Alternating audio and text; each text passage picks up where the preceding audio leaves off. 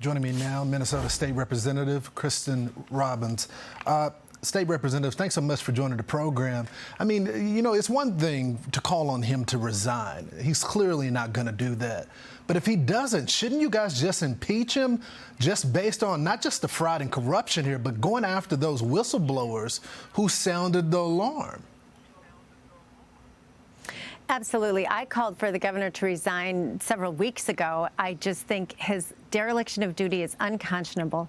These whistleblowers have been sounding the alarm for years. We've had hearings for almost a year now, holding his agencies accountable. He's not fired anyone. He's not taken steps to stop the fraud on the front end, and he continues to make excuses. So I would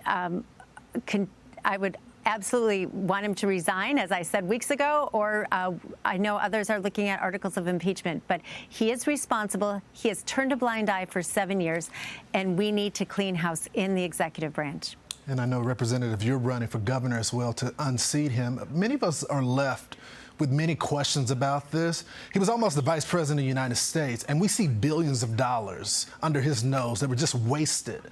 What would that look like on the national level if he was the vice president of the United States?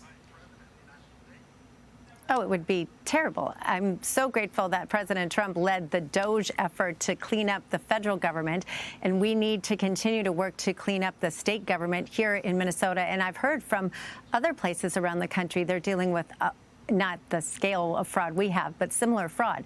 So we have to get a handle on this. These are taxpayer dollars that have been stolen from our taxpayers and that have should be helping vulnerable citizens, not fake students, not fake recipients, and getting sent overseas. You know, Representative, I'm curious, since he was a candidate for vice president, and this scandal has been going on for a while, why are we just now learning about this?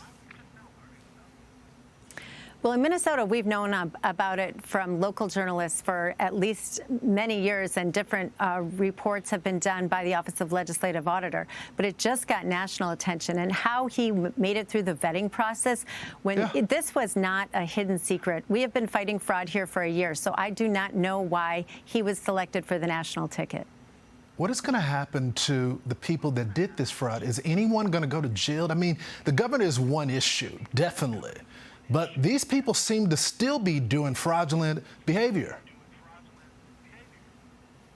I know, it's unconscionable. I did a hearing 2 weeks ago where we highlighted that people who had been indicted in the Feeding Our Future scandal are still getting paid through the assisted living programs. Why they didn't do a search and stop all payments to anyone associated with the Feeding Our Future indictments is unbelievable to me. And I think that just shows their complete lack of due diligence and internal controls. So we need to clean it up. We need to stop it, and everyone should get prosecuted. So I know the U.S. Attorney here is doing a phenomenal job, and we are grateful that additional resources are now being put in the state by the federal government. But everyone should get prosecuted, from the governor to every criminal that has stolen taxpayer money. It's such a good point. And I don't just want prosecution. I want the money back. I mean, I want to find the people that have that. I want the organizations taken down, and I want the American people who are suffering greatly these days to get their money back, because they deserve it. Representative, thanks so much for coming on the program today, and good luck in your race. Hey, Sean Hannity here. Hey, click here to subscribe to Fox News YouTube page and catch our hottest interviews and most compelling analysis. You will not get it anywhere else.